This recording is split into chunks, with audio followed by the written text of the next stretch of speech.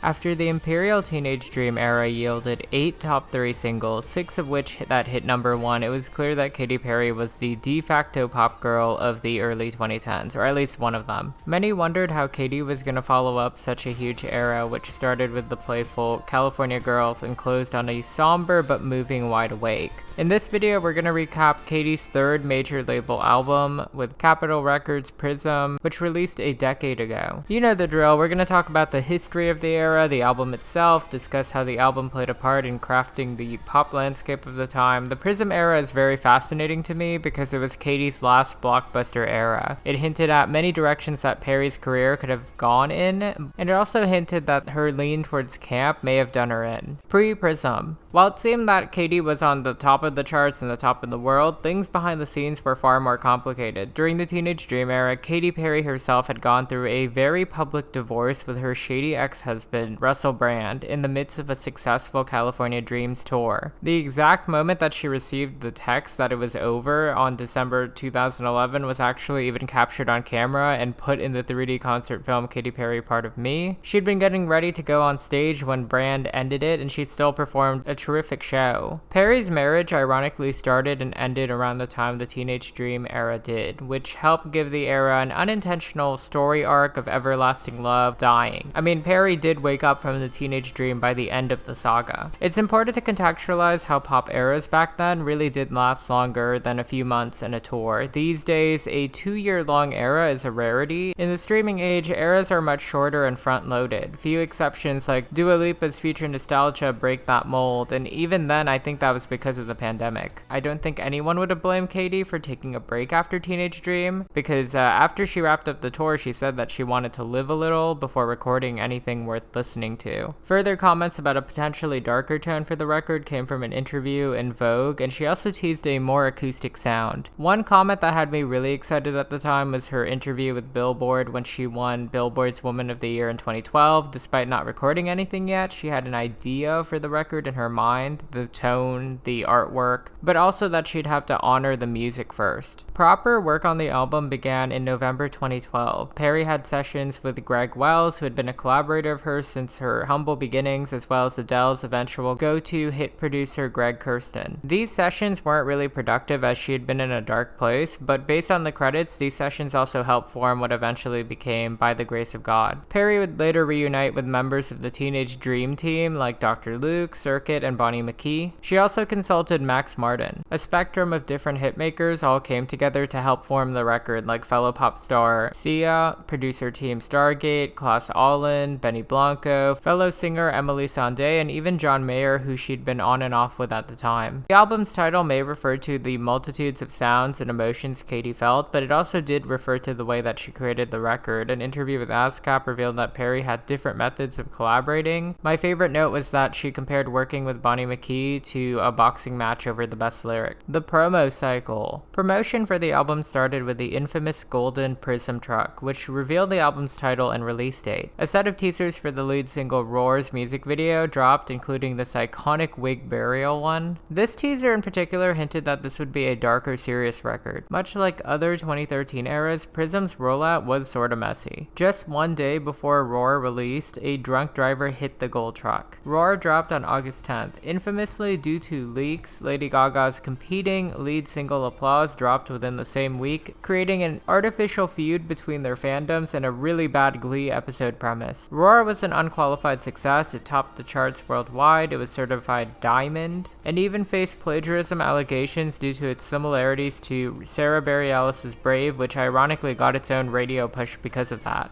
I will never forget when Perry and Pepsi collabed and did a fan contest to pick promo singles. Fans had to vote between Walking on Air and Dark Horse, the latter won by a landslide. Dark Horse was this unprecedented hit. When it was dropped on iTunes in September, it hit 17 on the charts with just downloads. In comparison, Walking on Air only peaked at 34. Just 1 week before the album, Perry made an appearance on SNL to sing Roar and Walking on Air. The second official single, Unconditionally, dropped 2 days before the album dropped on October 18th.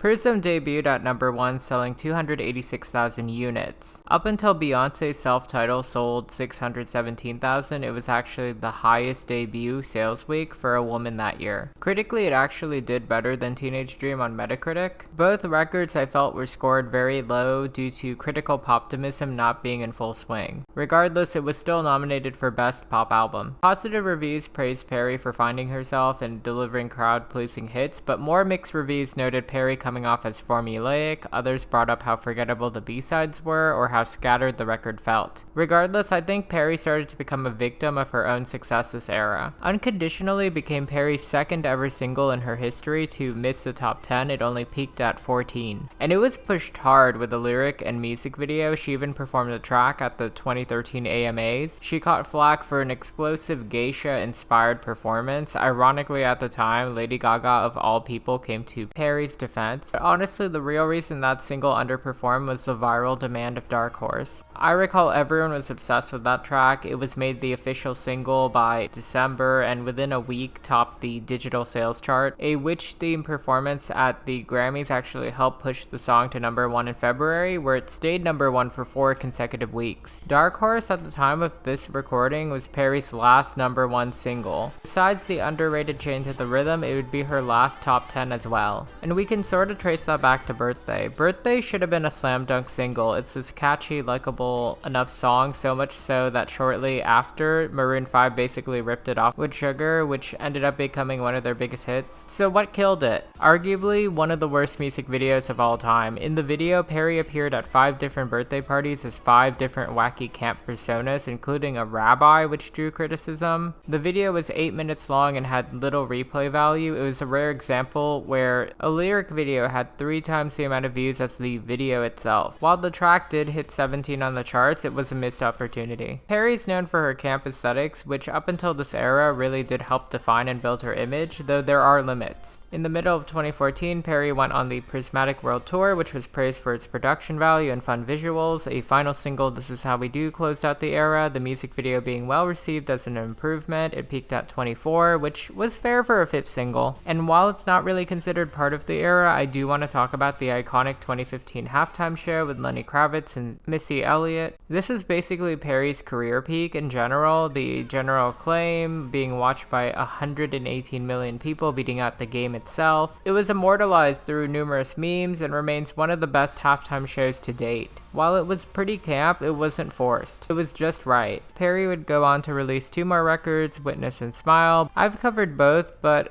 to be honest, it never quite matched the heights of her earlier career for one reason or another. The album itself. PRISM was never a cohesive record. That being said, I think a lot of the album could have worked as singles. Roar was a perfect lead, but the decision to go for Unconditionally was questionable. Dark Horse was a clear hit. It does make sense that the first half of the album contained singles while the back half remained deep cuts. This was pre-streaming when single consumption was the clearest benchmark for success. I think Perry's range as an artist was shown here. You have these self-empowering anthems, and then you have Dark Horse, and then you have some groovy disco tracks, and then you have her underrated ballad work. For that, I've always thought of PRISM as underrated when people talk about Perry's discography. The bonus tracks in particular hint that Perry could have been a force in the adult contemporary category. I always felt like Capitol undersold Perry's potential to become something like Pink, an artist who had longevity because she's had these corny but catchy adult contemporary mom pop hits. Songs like Love Me and This Moment definitely fit that vibe. While Perry only had 3 albums in and she was still popular, I still feel like the 4-year delay between PRISM and Witness without any proper droplets was a huge mistake. Re-listening to PRISM, I find myself in awe at how much of these tracks age pretty well sonically. Tracks like Walking on Air or Birthday, they definitely fit the disco revival that's been happening lately. If Dua had released Walking on Air today, it'd be a smash. I don't have much more to say about Roar. I think it's a perfectly straightforward song that fits the early 2010s theme of pep talk pop. The production itself is pretty underrated. I like the way that the guitar jumps climax in the chorus, it really pulls you in. The music video itself is so iconic, it actually inspired my first ever screenplay. So Katy, I owe you my life. Legendary Lovers was a missed opportunity. I'm shocked that it was never dropped as a single. It should have been a follow-up to Dark Horse. It felt like a cousin to it. The instrumental being inspired by Bhangra, the irresistible chorus, the melodramatic lyrics. This was music video ready. Rumors floated of a Drake remix, but it never happened. Ironically, Perry would go on to say during her Witness livestream that she regretted not making it single too. Birthday Again, I always feel so bad for this song. It's just this fun, silly, perfectly Katy Perry track that evokes Mariah. It was co-written with Bonnie McKee, who actually did 4 of the tracks on this record. It works on every level, the double entendres, the vocals. Honestly, it gags the traditional happy birthday song. I thought that this was one of the more fun moments on the tour where she flies off on a balloon.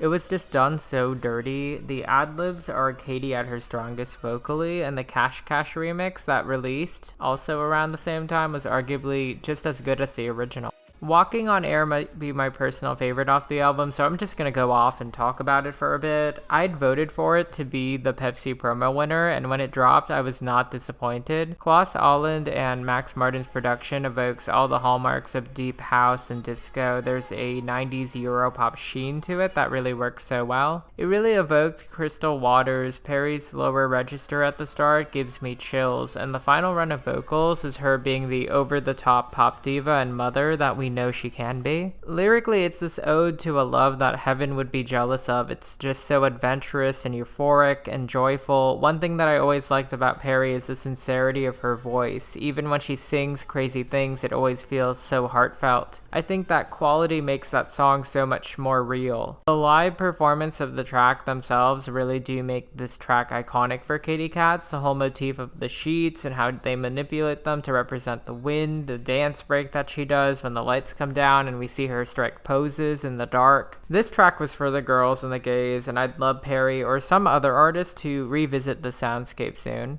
Unconditionally is a great ballad. I always felt like it was a throwback to her more acoustic roots. I have mixed feelings about the production. Sometimes I like how sweeping yet minimal it is, but other times I would have preferred a simpler stripped guitar sound. The sentiment of the track not being romantic and being about all forms of love, this makes the song unique. The vocals on this track really do work. I just felt like the music video was gorgeous, but so abstract and confusing to the general public, which made it harder trying to get the song to smash. Dark Horse is an absolute gem that works to this day. The atmosphere inspired by The Craft, the anticlimax where Perry soars to the heavens and then just lets the beat drop do the lifting. It felt very new to pop. The arithmetic of the song really asks you to re-listen to this over and over again because it's purposefully left on an unsatisfying note. Juicy J's rap really makes the song for me. I remember when radio stations cut the verse and the song never worked when they did that. The bridge where he's not present doesn't feel complete. The music video was insane for the time. I thought that the budget and the production quality reiterated Perry's status as the queen of music videos. This Is How We Do is millennial pop for good and for worse. The production is fun and zany. The lyrics are sharp and witty. I always thought of it as an older sister to Last Friday Night. Perry doesn't quite feel like a participant so much as a narrator for the crazy events now.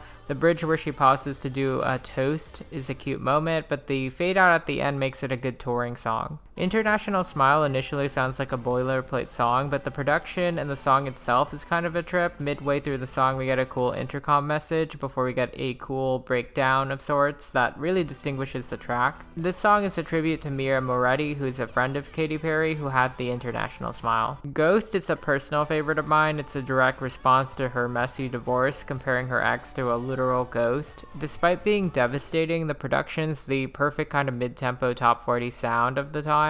The synths really do fit that feeling of being haunted. I See Through You Now is such a clever lyric. Like a Stranger, Vanish Like a Vapor is also a really smart lyric. I love that one. I felt like this would have been a good contrast single in another universe between the bop. Olivia Rodrigo's Pretty Isn't Pretty definitely cribs the chord progression, but who cares? Love Me and This Moment are both tracks that sound distinct, but they have the same sort of redundant energy. This was the sort of suburban mom pop sound that I was talking about earlier. Love Me is a more dynamic track. I prefer it because the instrumental is more playful. The line I don't negotiate with insecurities is so silly because it works so well. This Moment is my least favorite track. I do not want to talk about it. It's so boring and trite, but her vocals were good. Double Rainbow, a Sia co-write, is a cute romantic track about meeting someone who's one of a kind, but it doesn't quite work. The lyrical work behind it is generic aphorisms that really don't work well together. The chorus just feels so sleepy and the bridge will shake you awake, but then you go back to sleep. The closer, By the Grace of God, is actually one of my favorite Perry tracks in general. The subject matter about her darkest thoughts about unaliving herself because of the divorce really got to me. The raw emotions, the delivery of it. For all of the joyful throwaway airy feel for the rest of Prism, hearing her sing Looked in the Mirror and Decided to Stay, it really makes her a human. I feel like it fulfills the conceit of a Prism where you finally let the light in. The 3 bonus tracks don't quite fit the final album, but they do contain some of her best tracks to date. Spiritual, co-written with her ex John Mayer, is this fun sweeping track comparing love to a spiritual awakening. The lyrics here have some restraint, but the pre-chorus really leans into the magical ascension vibes. The chorus comes in with some heat. It's just killer. The piano, the way that her vocals warble on the interlude on the float, I love it. It Takes Two, co-written with Emily Sandé, gives her a ballad where she finally takes some of the blame. It's really refreshing to see someone take some blame when it comes to broken love and pop. I thought the chorus was pretty clever because it starts with an apology before reminding the subject that it's not just her, but she's sorry. Choose Your Battles is a pointed track about the divorce with some of her best lyrics to date and her most mature production, I think, on the album. The drums that come into the chorus really got stuck in my head. And the bridge and the outro, I just really like them. Overall, Prism's a really solid effort. I see why it was successful, but the lack of overall direction and inability to commit to a specific theme or idea, aside from healing, held it back a bit for me. At the time, it was really cool to see Perry stretch her wings on this album. I think that it revealed some really cool directions that her career could still go in. Looking back, I'd actually been a huge Katy cat a decade ago. I even made a PowerPoint about this album to promo the album in English class to get some sales. I've linked it below in the description. I think my past self would be glad to see me rate this a solid 7.4 out of 10. And that's a wrap. Thank you so much for tuning in to my Prism video essay. This album has actually meant a lot to me. Looking back, it's not as good as I remembered, but it's still a pretty solid effort. I just want to give a quick shout out to my members, a quick shout out to my subscribers. Thank you so much for watching and being patient with me. I am trying to post more regularly. I feel like this channel has been a lifeline for me during dark times that I cannot really talk about at this moment. So thank you just so much for your support, and I will see you next video.